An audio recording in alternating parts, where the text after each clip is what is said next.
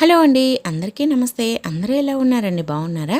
మేమైతే చాలా బాగున్నాం. మీరు కూడా చాలా చాలా బాగుండాలని కోరుకుంటుంది మీ హాస్ని రాచిపూడి. ఈరోజైతే అందరికీ ఉపయోగపడే బ్రహ్మాండమైన కొత్త కిచెన్ టిప్స్ని అయితే మీతో షేర్ చేయబోతున్నాను. మరి వీడియోని అయితే స్కిప్ చేయకుండా చూడండి. అలాగే మీకు ఏ టిప్ నచ్చిందనేది కమెంట్ చేయండి. వీడియో నచ్చితే ప్లీజ్ ఒక లైక్ అయితే ఇచ్చేసేయండి. ఇంకా లేట్ చేయకుండా వీడియోలోకి అయితే వెళ్ళిపోదాం. ఈరోజైతే ఫస్ట్ టిప్, మనమైతే వాటర్ మిలన్ అయితే తెచ్చుకుంటాం కదా. ఇప్పుడు సీజన్తో సంబంధం లేకుండా ఎప్పుడు కావాలన్నా వాటర్ మిలన్ అయితే దొరుకుతూ ఉన్నాయి. మరి వాటర్ మిలన్ తెచ్చుకున్నప్పుడు మనము పండు మొత్తం తినలేనప్పుడు సగం కట్ చేస్తాము, సగం అలానే పెట్టేసామనుకోండి. బయట పెట్టేసామంటే మరుసటి రోజుకి పాడైపోతుంది. అలా అని నార్మల్గా ఫ్రిడ్జ్లో పెట్టేసామంటే ఫ్రిడ్జ్లో ఉండే స్మెల్ కానీ ఈ స్మెల్ కానీ ఫ్రిడ్జ్లో పడుతుంది. అలా స్మెల్ రాకుండా ఉండాలంటే ఇలా కరెక్ట్గా సరిపోయే ప్లేట్ని అయితే పెట్టేసి మనం ఫ్రిడ్జ్లో పెట్టేసుకున్నామంటే ఇంకా అసలు స్మెల్ రాదు. అది కాక పాడవకుండా ఫ్రెష్గా ఉంటుంది. ట్రై చేయండి. మీకు కావాల్సినప్పుడు తీసుకొని కట్ చేసుకొని తినేసేయచ్చు. ఇంకా నెక్స్ట్ టిప్ అండి, మనం జొన్న పిండిని అయితే తెచ్చుకుంటాం కదా. జొన్న పిండిని తెచ్చుకున్న వెంటనే మనమైతే అంటే తెచ్చుకున్నాము అంటే పిండి పట్టించుకొని వస్తాం కదా. పట్టించుకొని వచ్చినప్పుడు మనం వెంటనే మూత తీసేసి కొద్దిసేపు ఆరబెట్టుకోవాలన్నమాట. అంటే మూత తీసేసి పెట్టేసామంటే ఆవిరి పట్టకుండా ఉంటుంది.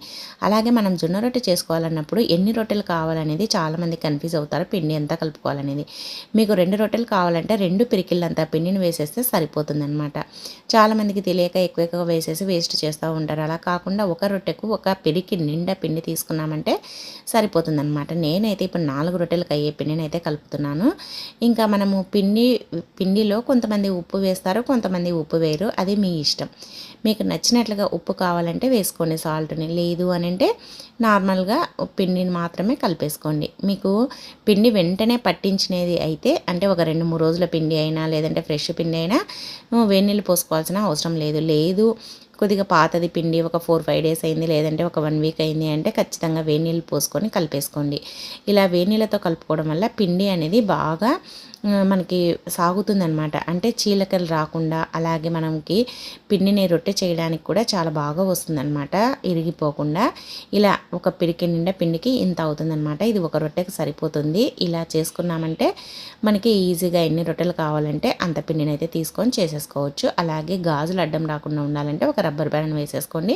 గాజులు ముందరికి రాకుండా ఉంటాయి. ఇంకా నెక్స్ట్ టిప్ అండి, మనమైతే బీరకాయలు అయితే తెచ్చుకున్నాం కదా. బీరకాయల్ని మనం పొట్టు తీసేటప్పుడు నార్మల్గా ఫ్లోర్ పైన తీసామనుకోండి, మళ్ళీ అది అంతా క్లీన్ చేయాల్సి వస్తుంది. అలా కాకుండా నేను వీడియోలో చూపించినట్లుగా మనం బీరకాయలు ఎప్పుడైనా సరే పొట్టు తీసేటప్పుడు ఈ విధంగా ఒక పేపర్ పైన వేసేసుకోండి. ఇలా పేపర్ పైన వేసేసుకొని మనము ఇప్పుడు ఇలా అయితే తీసుకోవాలన్నమాట. మనము ఇలా పీలర్తో తీస్తూ ఉంటాం కదా. ఒక్కొక్కసారి పీలర్ లేదు అనుకోండి, ఒక్కోసారి కనిపించదు. మనం ఎంత వెతికినా అవసరం ఉన్నప్పుడు కొన్ని సామాన్లు అస్సలు కనిపించవు. మనము పీలర్ లేనప్పుడు మరి పీలర్తో తీయాలి అని అంటే పీలర్ కనిపించలేదని మనం టెన్షన్ పడుతూ ఉంటాము. అలా కాకుండా ఇలా ఒక టీ గ్లాసు కొద్దిగా షార్ప్గా ఉండేది ఉంటాయి కదండి, అదైతే తీసుకొని ఇలా మనము గీకామనుకోండి, చూడండి పొట్టు మొత్తం వచ్చేస్తుంది అనమాట. అలాగే మనకి బీరకాయ కూడా వేస్ట్ కాకుండా ఓన్లీ పొట్టు మాత్రమే వస్తుంది. చాలా బాగా మనమైతే బీరకాయలకైతే పైన పొట్టునైతే తీసేసుకోవచ్చు అనమాట.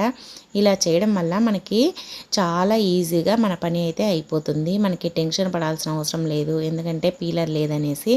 అలాగే మనకి ఇలా తీసుకోవడం వల్ల ఏమవుతుందంటే మనకి పొట్టు అనేది వేస్ట్గా పోకుండా పొట్టు మాత్రమే పోతుంది, బీరకాయ అనేది వేస్ట్ కాదు. అలాగే మనకి పీలర్ లేనప్పుడు చాక్తో వాటితో తీసే కంటే ఇలా తీయడం ఈజీ అవుతుందన్నమాట. మనం చాక్తో తీసామంటే ఒక్కోసారి స్పీడ్గా తీయడం వల్ల చాకు కోసుకుపోయే ప్రమాదం కూడా ఉంటుంది. కాబట్టి ఇలా తీసేసుకోండి.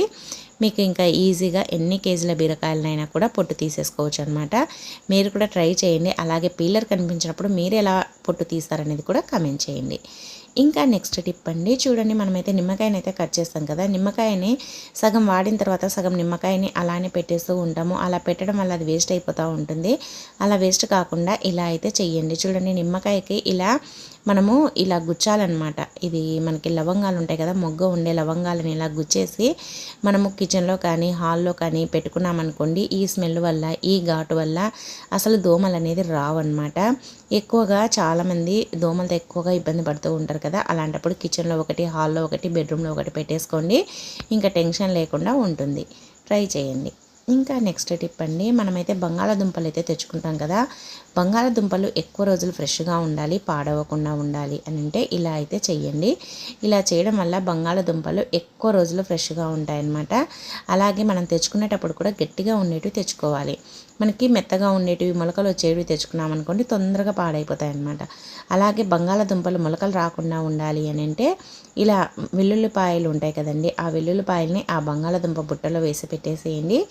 ఇంకా చాలా రోజుల వరకు పాడవకుండా ఫ్రెష్గా ఉంటాయి, మెత్తబడవు. అలాగే ఆలుకు మొలకలు కూడా రావన్నమాట. మీరు కూడా ట్రై చేయండి. ఇంకా నెక్స్ట్ టిప్ అండి, మన ఇంట్లో ఏదైనా పాతవి గాజులు ఉంటాయి కదా, అవి మనము ఇంకా ఎందుకు పనికిరావు, కలర్ పోయాయని పక్కన పడేస్తూ ఉంటాము. కానీ వీటి వల్ల కూడా చాలా ఉపయోగము. వీటిని కూడా మనం రీయూజ్ చేసుకోవచ్చు అనమాట. మెటల్ గాజులైనా, ఇలా ఏదైనా సైడ్ బ్యాంగిల్స్ అయినా, లేదంటే మామూలు మట్టి గాజులైనా సరే, ఏదైనా సరే మీ ఇష్టం. మీకు పనికి రాకుండా ఉండేటివైతే తీసేసుకోండి. తర్వాత వీటిని మనం ఏం చేయాలంటే డీప్ ఫ్రిడ్జ్లో అయితే పెట్టేసేయాలన్నమాట.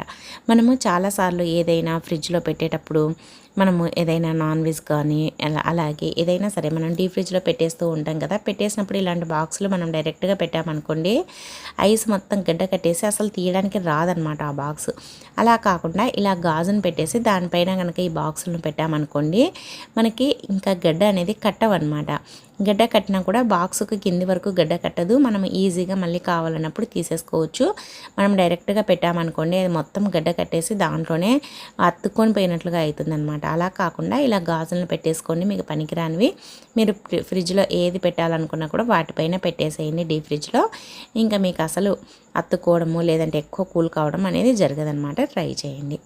ఇంకా నెక్స్ట్ టిప్ అండి, ఫస్ట్ అయితే ఒక ప్లేట్ని అయితే తీసుకోండి. దాంట్లో ఇలా ఒక 1 టేబుల్ స్పూన్ లేదంటే 1.5 టేబుల్ స్పూన్ దాకా శనగపిండిని అయితే తీసుకోండి. అలాగే కొద్దిగా కాఫీ పొడి, మీరు ఏ కాఫీ పొడి వాడితే ఆ కాఫీ పొడిని అయితే తీసుకోండి. అలాగే కొద్దిగా పెరుగు మామూలుగా ఫ్రెష్గా ఉండేదైతే తీసుకోండి.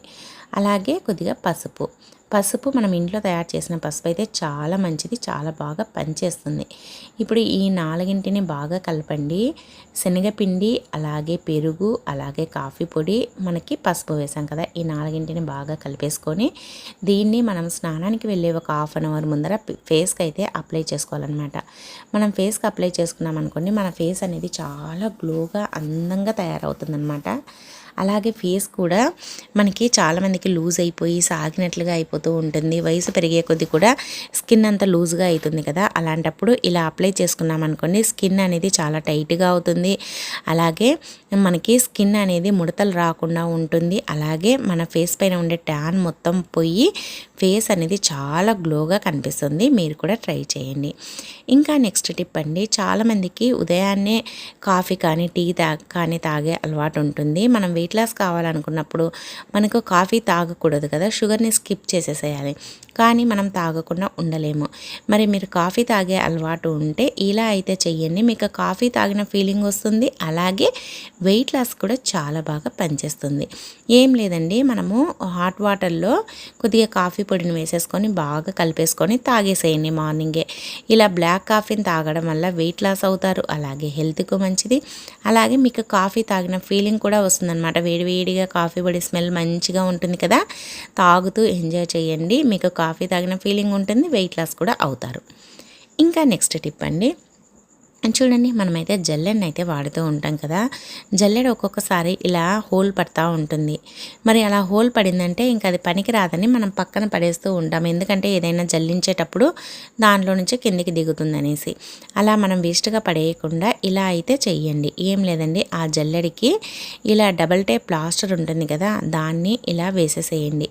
ఇలా వేసామనుకోండి, ఇంకా మనకి ఆ హోల్లో నుంచి ఏది పడదనమాట. అలాగే మనకి వేస్ట్ కాకుండా ఉంటుంది.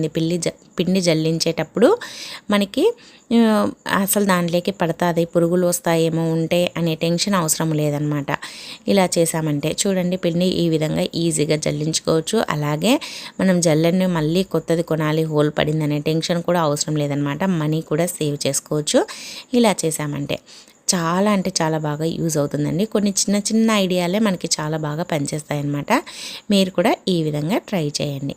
ఇంకా నెక్స్ట్ టిప్ అండి, మనమైతే బెల్లంనైతే తెచ్చుకుంటాం కదా, చాలామంది అయితే బెల్లం ఇలా తెల్లగా ఉండేది తెచ్చుకుంటారు. ఇలా నల్లగా ఉండే బెల్లాన్ని ఇష్టపడరు, ఎందుకంటే అది పాడైపోయిందేమో అనుకుంటారు. తెల్లగా ఉండేదైతే బాగా కనిపిస్తుంది, చూడడానికి కూడా అంత బాగుంటుంది అనేసి ఇదే తెచ్చుకుంటారు. కానీ మన హెల్త్కు అలాగే మనకి చాలా మంచిది ఆ నల్ల బెల్లం అనమాట. ఈ తెల్ల బెల్లము ఇది లాస్ట్ క్వాలిటీ, అసలు ఇది వాడకూడదు అనమాట. దీన్ని వాడడం వల్ల షుగర్ అనేది పెరుగుతుంది, వెయిట్ లాస్ కావాలనే వాళ్ళకు కూడా మంచిది కాదు, అలాగే ఇది తినడం కూడా మంచిది కాదనమాట. మనం బెల్లాన్ని తినాలి అంటే ఇలా నల్లగా ఉండే బెల్లాన్నే తెచ్చుకొని స్వీట్స్కైనా వేటికైనా సరే నల్ల బెల్లమే ఆరోగ్యానికి మంచిది. ఇదే ఫస్ట్ క్వాలిటీ అనమాట. చెరుకు నుంచి తీసే బెల్లం ఇలా నల్లగా వస్తుంది, తర్వాత వచ్చేదే తెల్లగా ఉంటుంది. అందుకోసమని మనం ఏది వాడాలన్నా సరే, దేంట్లోకి వేసుకోవాలన్నా సరే ఇలా నల్లగా ఉండే బెల్లాన్నే తీసుకొని, తెల్ల బెల్లం కంటే ఇదే ఒక 10-20 రూపాయలు ఎక్కువగా ఉంటుంది, అందుకోసమని నల్లదే తీసుకోండి. ఇంకా నెక్స్ట్ టిప్ అండి, మనమైతే హ్యాండ్ వాష్ని అయితే వాడుతూ ఉంటాం కదా. మనం ఎక్కడికైనా జర్నీ చేసేటప్పుడు హ్యాండ్ వాష్ని అయితే తీసుకొని వెళ్తూ ఉంటాము హ్యాండ్ వాష్ చేసుకోవడానికి.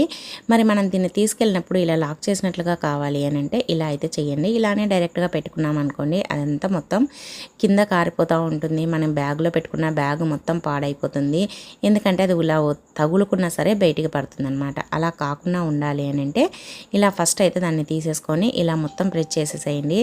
ఆ పైపులో ఉండేది మొత్తం ఇలా దీంట్లోకైతే వచ్చేస్తుంది అనమాట. చూడండి ఎలా పడుతుందో. ఇలా మొత్తం తీసేసుకున్న తర్వాత దీన్ని లాక్ చేసినట్లుగా ఎలా చేయాలి, మనం సీల్ చేసినట్లుగా కొత్తది కొన్నప్పుడు ఎలా ఉంటుంది, అలాగే ఒక్క చుక్క కూడా మన హ్యాండ్ బ్యాగ్లో పెట్టుకున్నా పడకుండా ఉండాలి అని అంటే ఇలా చూడండి, దీన్ని గట్టిగా ఇలా ప్రెస్ చేసేసేయండి. ఇలా కొద్దిసేపు ఇలా అన్నాం అనుకోండి, గట్టిగా ఇది ఇలా అయిపోతుంది అనమాట లాక్ చేసినట్లుగా. తర్వాత దీన్ని ఇలా ఒత్తేసి ఇలా తిప్పేసేయండి, ఇంకా అంతే. చూడండి ఎంత లాక్ చేసినట్లుగా ఎంత చిన్నగా అయిపోయిందో. పైనుంచి ఇలా చేసేసుకొని ఇంకా టైట్గా మూత పెట్టేసుకోండి. ఇప్పుడు ఇంకా ఎంత ఒత్తినా రాదు. చూడండి, కొత్తది ఓపెన్ చేయింది ఎలా ఉందో ఇది కూడా అలానే ఉందన్నమాట. చూడండి, ఇంకెంత ప్రెస్ చేసినా కూడా రాదు, మళ్ళీ మనం పైకి లాగేంత వరకు. ఇలా చేసుకొని బ్యాగ్లో పెట్టేసుకోండి, ఇంకా టెన్షన్ అనేది ఉండదు. మీరు హ్యాండ్ బ్యాగ్లో పెట్టుకున్నా సరే ఒక్క చుక్క కూడా పడదు. ఇంకా మీరు కావాలన్నప్పుడు తీసుకొని ఇలా పైకి లాగేసి ఇంకా వాడుకోండి, అప్పుడు మాత్రమే వస్తుంది. మీరు కూడా ట్రై చేయండి. ఇంకా నెక్స్ట్ టిప్ అండి, చూడండి, ఫస్ట్ అయితే ఒక ప్లేట్ని అయితే తీసుకోండి, దాంట్లో కొద్దిగా ఆయిల్ వేసుకోండి. ఇలా కొద్దిగా ఆయిల్ వేసుకున్న తర్వాత ఇప్పుడైతే దీంట్లోనే కొద్దిగా హనీ కూడా వేసేసుకోండి. ఈ రెండింటిని బాగా కలిపేసేయండి. ఈ రెండింటిని బాగా కలపాలన్నమాట. హనీ అలాగే ఆయిల్ ఈ రెండింటిని ఇలా కలిపేసామంటే బాగా కలిసిపోతాయి. దీన్ని మనము ప్రతిరోజు నైట్ ఫేస్ కనుక అప్లై చేసుకున్నాం అనుకోండి, ఫేస్ పైన ఏదైనా చిన్న చిన్న మచ్చలు ఉంటే పోతాయి, అలాగే మన ఫేస్ కూడా చాలా గ్లోగా వస్తుందన్నమాట. మనకి మంచి మాయిశ్చరైజర్గా పనిచేస్తుంది, అలాగే ఫేస్ కూడా అందంగా తయారవుతుంది.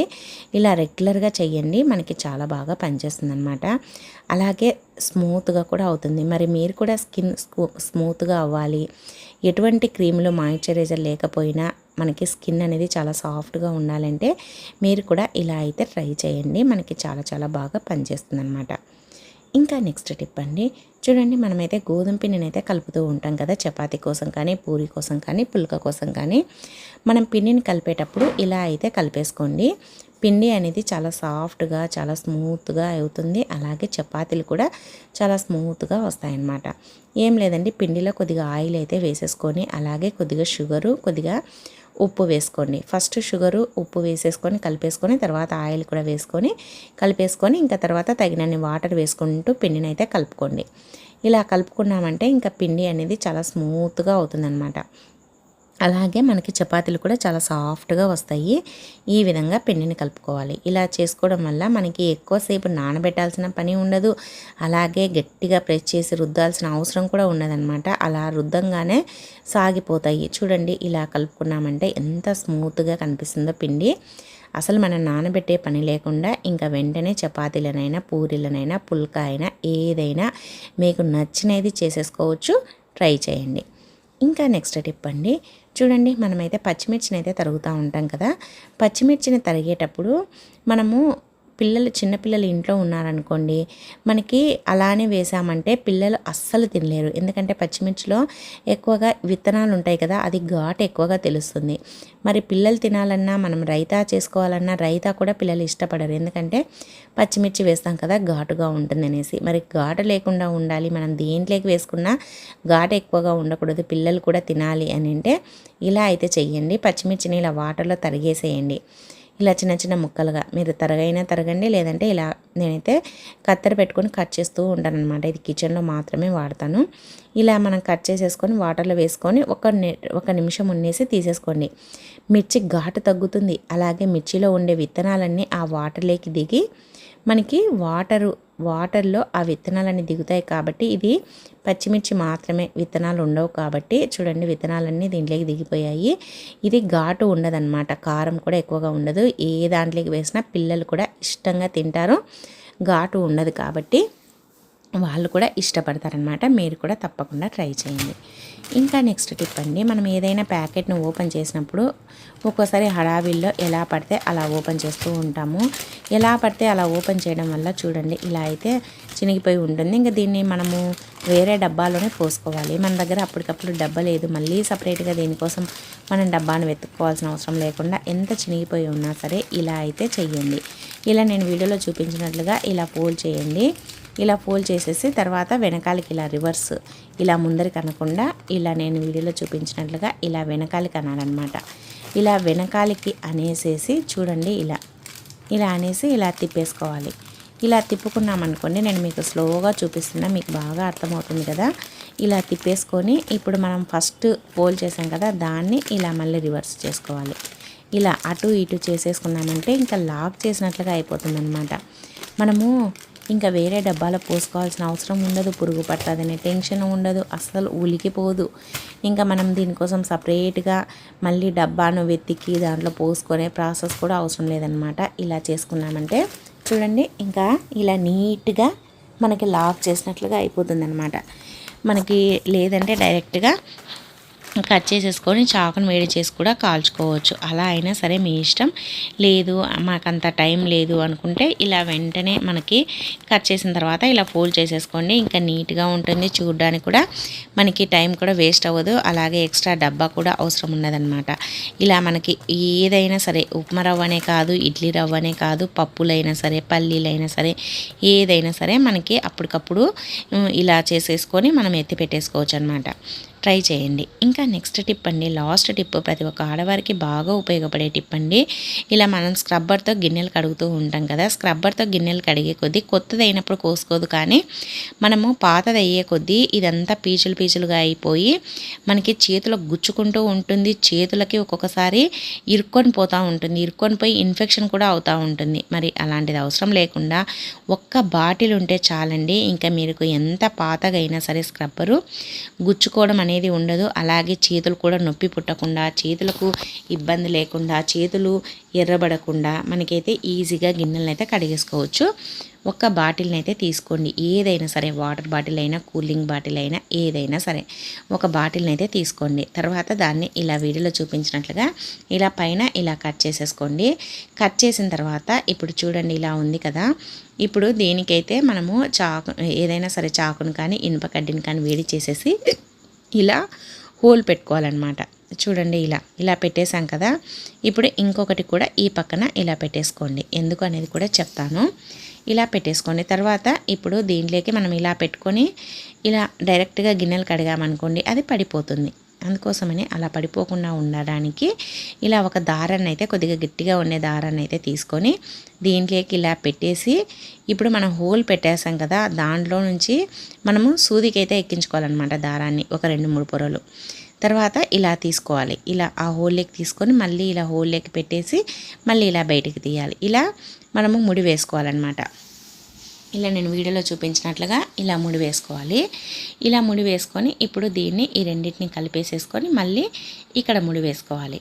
ఇలా వేసుకున్నామంటే ఇంకా అది ఊడిపోతుందనే భయం లేదు, టెన్షన్ లేదు, ఇంకా నీట్గా ఉంటుందన్నమాట. చూడండి ఇంకా అస్సలు ఊడిపోదు. మనం గిన్నెలు కడిగేసినాక దీన్ని తగిలించుకోవడానికి కూడా బాగుంటుంది అనమాట. దాంట్లో స్క్రబ్బర్లు ఏదైనా వాటర్ ఉన్నా కారిపోతాయి, దీన్ని తగిలించుకోవచ్చు. అలాగే మనం గిన్నెలు కడిగేటప్పుడు కూడా దీంతో పట్టుకొని మనం గిన్నెలు కడుక్కోవచ్చు అనమాట.